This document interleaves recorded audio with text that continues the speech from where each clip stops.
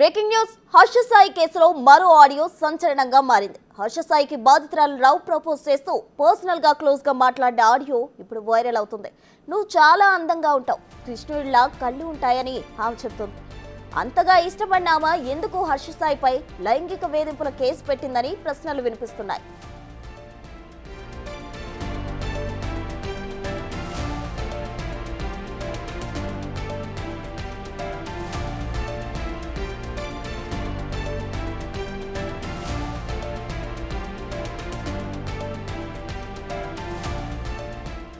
మరోవైపు హర్ష సాయి కోసం నార్సింగ్ పోలీసులు ప్రత్యేక టీం ఏర్పాటు చేసి గాలిస్తున్నారు.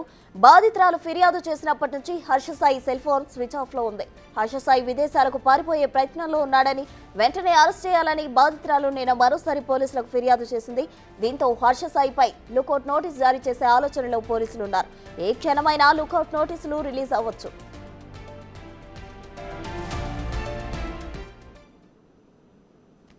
పొద్దున్న లేస్తే మనుషులతోనే పని చేసుకుంటాం కదా. మనుషులు ఎవరు సరే ఐ లవ్ యూ కొంచెం రొమాంటిక్ మాట్లాడదామా? వద్దులే, అది సమ్ టైమ్స్ నాకెలా అనిపిస్తుంది అంటే మన ఇద్దరము డిబేట్ కి ఎలా కూర్చోగలుగుతామో ఒకరినొకరితో, ప్రేమ మాటలకి ఎలా కూర్చోగలుగుతామే అని చెప్పి ఫీలింగ్ వస్తుంది తెలుసా. నాకు నా చెయ్యి చుట్టు మీద పెట్టాలని ఉంటది, దగ్గర తీసుకోవాలని ఉంటది, కౌగిలించుకోవాలని ఉంటది, హార్ట్ బీట్ వినాలని ఉంటది. I want to listen to your breath. నువ్వు పడుకునేటప్పుడు చూడడం ఇష్టము. అంత మంచిగా పడుకుంటావు, ప్రశాంతమైన నిద్ర, సాఫ్ట్ బాడీ ఉంటది, సెన్సిటివ్. అసలు ఎంత బేబీ మాయిశ్చరైజర్ అంటే చిన్నప్పుడు మాయిశ్చరైజర్ బాగా ఎక్కువ వేసేసారేమో. కళ్ళు ఎంతో బాగుంటాయి. అసలు కృష్ణుడు లాంటి కళ్ళు తెలుసా, నిజంగా చాలా బాగున్నాయి.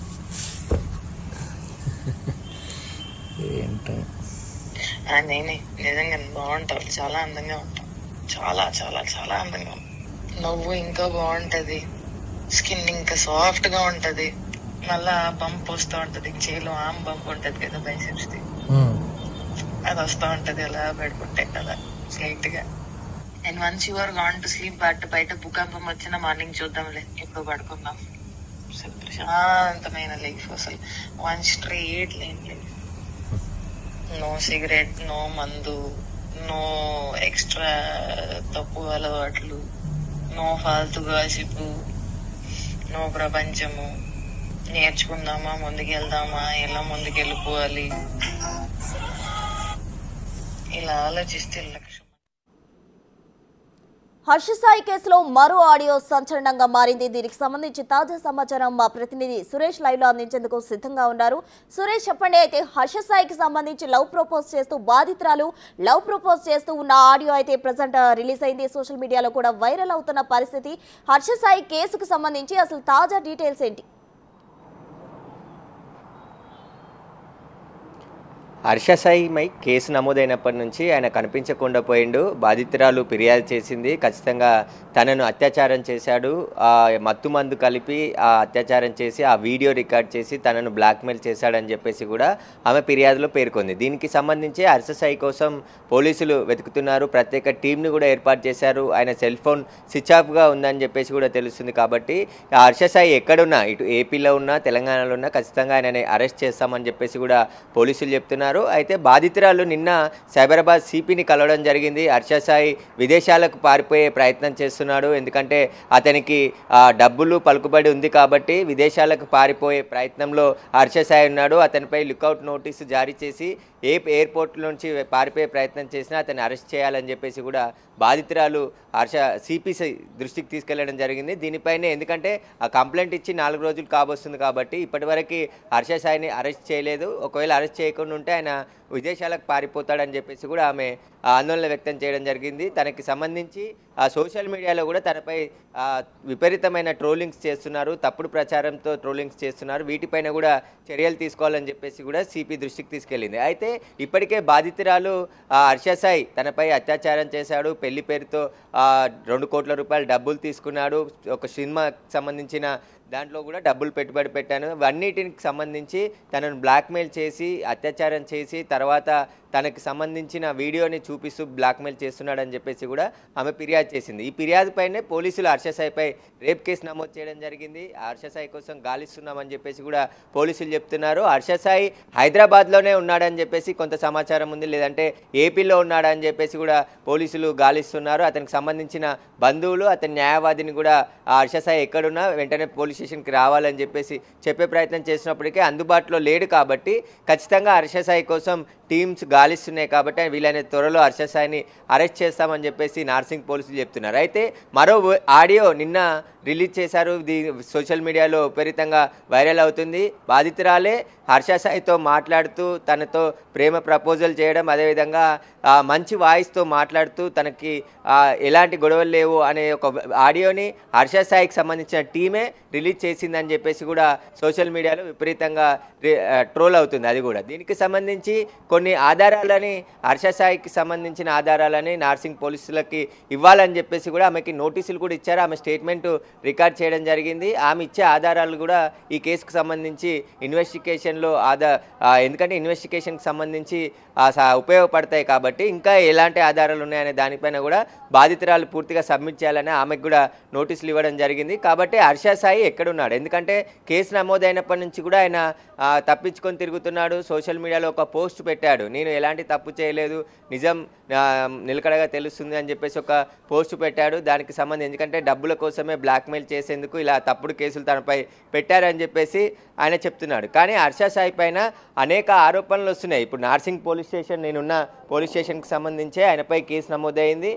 హర్ష సాయి సోషల్ మీడియాలో సక్సెస్ఫుల్ యూట్యూబర్గా పేరు చెప్పుకొని కొన్ని బెట్టింగ్ యాప్లకు కూడా ఆయన ప్రమోషన్ చేశాడు. ఆయన ప్రమోషన్ చూసి చాలామంది వందల మంది యువకులు ఆ బెట్టింగ్ యాప్లో డబ్బులు పెట్టారు, ఆయన చాలామంది డబ్బులు పోగొట్టుకున్నారు. ఆ బాధితులు కూడా చాలామంది ఉన్నారు అని చెప్పేసి ఆ బాధితురాల తరపు వచ్చిన న్యాయవాది కూడా ఆయన చెప్తున్నాడు. ఆయనకు సంబంధించి ఇంకా బాధితులు పెరిగే అవకాశం ఉంటుంది, ఎందుకంటే 1 లక్షల రూపాయలు బెట్టింగ్ యాప్లో పెట్టి నష్టపోయారు. ఆ కేసు కూడా ఎందుకంటే ఏపీకి చెందిన యువకులంతా కూడా హర్ష సాయికి సంబంధించి, ఎందుకంటే సోషల్ మీడియాలో ఆయన ఇన్ఫ్లుయెన్సర్గా ఉంటాడు.